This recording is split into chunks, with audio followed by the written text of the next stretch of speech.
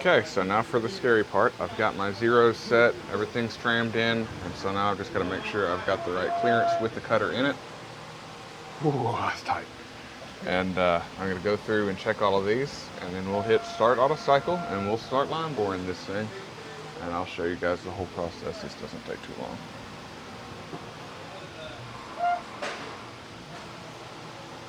That's tight. First time I ever did this, I was terrified. I'm still kind of scared. Okie dokie. So now we'll go back to one.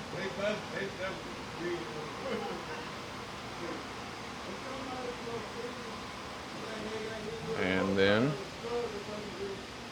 start auto cycle. Do you have adequate clearance to run the program? Just check that. Yep, sure do. And now we go. Off to the races.